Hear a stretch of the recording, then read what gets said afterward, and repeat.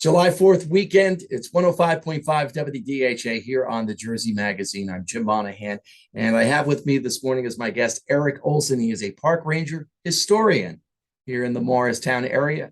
Eric, good morning and welcome to the Jersey Magazine. Good morning. Great to be here. Tell us how you got involved with the Parks Department.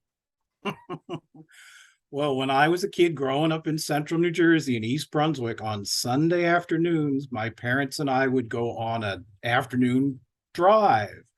And since my folks liked history, we used to visit historic sites. And more than once, we came to the Ford Mansion up in Morristown or down in Jockey Hollow. So grew up loving history, then ended up studying history at Rutgers down in New Brunswick. And I was amazed that, there weren't a lot of jobs in history. Most of my fellow history majors either became lawyers or teachers. But I actually read an article that talked about working in museums, and I read another article about working for the National Park Service. And from that, I got seasonal jobs with the National Park Service. I worked at Ellis Island before they restored it. I worked at Federal Hall where Washington was inaugurated. I got a job here. I've also worked at Thomas Edison's labs in West Orange. So I want to ask you specifically about Morristown in that area. I've been in the Morristown, Washington's headquarters before, but it's been many, many years. What's some of the special parts of that exhibit? Well, up at the Washington's headquarters end of the park, we have a museum building. It was built in the 1930s.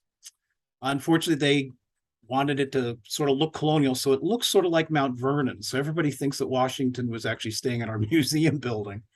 But he stayed in a separate building that's behind it called the Ford Mansion. But in the museum building, we have 2 floors of rooms that have exhibits of lots of different things from the 18th century, weapons, clothes, documents. We also have an interactive exhibit called the Discover History Center, where there's different buttons you can press and screens you can play with, that sort of stuff. And then we show normally the Ford Mansion by guided tour, and that's the house Washington stayed in for 6 months from December 1779 to June 1780. And the house is furnished to give you an idea of how it might have looked when Washington stayed there with what was called his military family, all the people who come with him, including Broadway star Alexander Hamilton. And unlike so many places where, well, Washington slept here, no, he actually didn't stay here. He actually stayed in this home, right? He stayed there from December till June, so he was there for almost 6 months.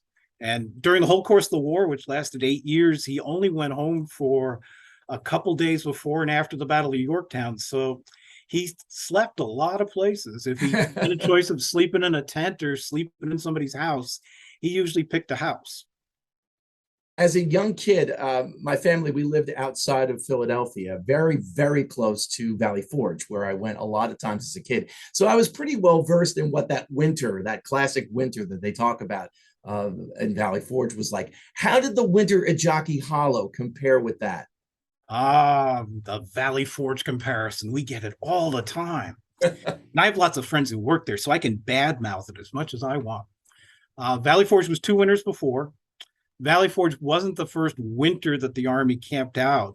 The previous winter to Valley Forge, they were actually in Morristown. But at that time, the Army was very small. So instead of staying in log cabins, they stayed in people's homes scattered all over northern New Jersey. But Valley Forge is the first winter where they build all these log cabins and make basically a small city. But at Valley Forge, they didn't have a lot of experience, so they made a bunch of mistakes.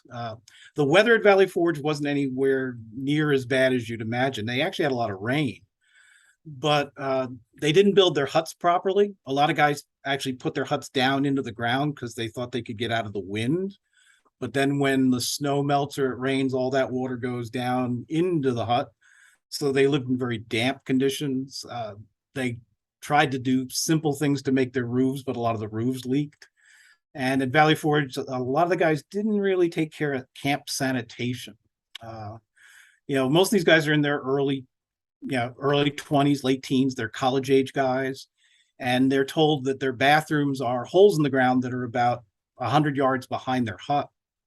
And when you tell a college age guy who wakes up in the middle of the night, he's got to go to the bathroom, he has to go 100 yards away, they tend not to do that. They tend to just go around the corner. And when you got thousands and thousands of guys doing that, it gets pretty bad. So 2 years later, when they come to Morristown in December 1779, The men are veterans now. They know how to build proper huts. They know how to take care of camp sanitation. So they do much better. But at Morristown, it was actually the worst winter in recorded U.S. history, as opposed to Valley Forge, where it was just an average or better than average winter. I mean, during the Morristown encampment, we had over 20 major snowfalls. At one point, after a 4-day blizzard, the snow was drifting between 4 and 6 foot deep. And for 6 weeks, it got so cold, all the water in the Northeast froze solid, including all the water around New York. British soldiers actually rode horses from Staten Island to Manhattan, 5 miles across the harbor. They also took a 3-ton cannon, rolled it across the Hudson River, and it never cracked the ice. Wow, that's incredible. Park Ranger historian Eric Olsen, my guest here on the Jersey Magazine, July 4th weekend here at 105.5 WDHA. When you take people around on tours, what surprises them most about this area and the colonial history? Well, it's a bunch of different things. A lot of people don't have a good grasp on their history, so sometimes, they're wondering where General Lee and General Grant were, and Abraham Lincoln. Amazingly, a lot of people we get, and this happens in most tourist sites, they'll go, "Oh, I've lived here for years and I've driven past this place, but I never stopped by." We usually get people when they have company that they have to entertain, or parent. I tell people usually come 3 times: when they're a kid, when they're a parent and they're bringing their kids, or when they're a grandparent and they're bringing their grandchildren. So it's sort of like that. History-wise, a lot of them are the weather story is the thing that usually amazes most people about it. It was just so unusual when they were here. And the amazing thing is, even though the weather was really bad, out of an army of 10,000 men during the Morristown encampment, only about 100 men died. Whereas at Valley Forge, where the weather wasn't as bad, they estimated they had anywhere between 1,000 and maybe 2,000 soldiers die. So Morristown was very successful, and because of that, nobody really knows about us. We're talking colonial history in the area here this morning on the Jersey Magazine at 105.5 WDHA. One of the things that I've noticed driving around, and I've never stopped there, I'm the typical local resident. Oh, yep. Yeah, I'll get to that someday. Fort Nonsense. What can you tell me about that? Well, Fort Nonsense was an actual fort. They didn't call it Fort Nonsense. It was built during the earlier winter encampment. There was a winter encampment after the battles of Trenton and Princeton. Washington brings his army up to Morristown because it's a safe location. They're here from January to May. And in May, Washington has his soldiers build an earthen fort up on top of the hill that's very close to the town. It's right behind the county courthouse. And he had the men build it because the army was getting ready to leave. Morristown had a lot of supplies stored in various places in town, and they were leaving guards behind to protect them. But they knew if the British army attacked, these few guards couldn't defend themselves properly in town. So the idea was they would flee up to this hilltop, to this fortification where they could defend themselves. Washington called it the Upper Redoubt. Redoubt's just a generic term for a fort. And since he calls it the upper one, there's probably a lower one somewhere, but we have not discovered where. But the fort's manned probably for that summer, and then it sort of just disappears from the records. In the 19th century, well after the American Revolution, people start wondering about why Washington would build a fort up on this hill when the British never attacked, because the British never come to Morristown because it's a safe location.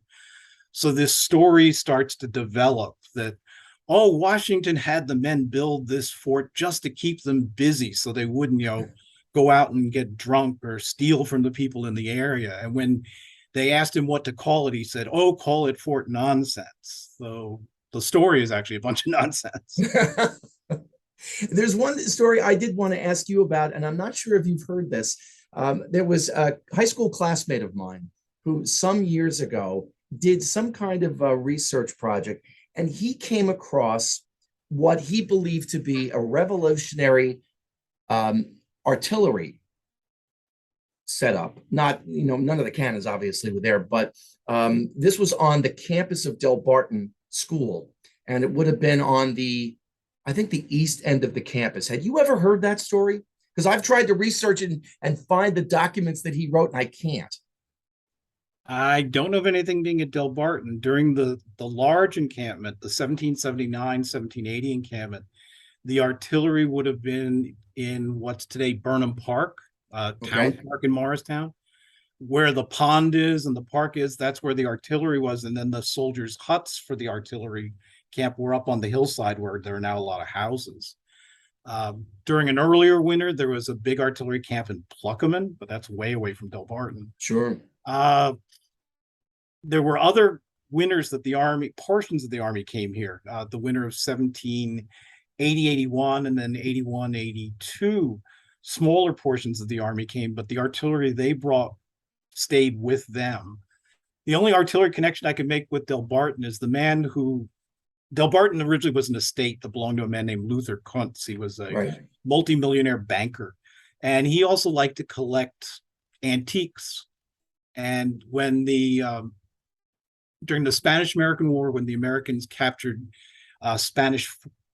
when they captured Havana, there was a very, very old 1600s fort in Havana. And somehow through his connections, Mr. Kuntz got the old cannon that were in that fort. And he used to display them up at his estate, which is now Delbarton. So it might somehow be connected to those cannon, though those cannon have since, after his death, a lot of his collection disappeared or got distributed to different places. So the cannon aren't there anymore. Eric, for WDHA listeners who want to learn more about the local colonial history of the area, where should they go? Well, come to visit us, of course. The headquarters museum is at 30 Washington Place in Morristown. That's where our museum is, where we have exhibits. We have a movie that'll help orient people to the history. And then we do guided tours of the Ford Mansion. Then just 5 miles south of Washington's headquarters, we've got Jockey Hollow. There's a visitor center there. There's a historic house called the Wick House. And there's lots and lots of trees, and there's 27 miles of hiking trails. So if you want recreation and history, you can come down to Jockey Hollow. Park Ranger historian Eric Olsen, thank you very much for your time this morning here on the DHA Jersey Magazine. It was a pleasure. I always love talking about history.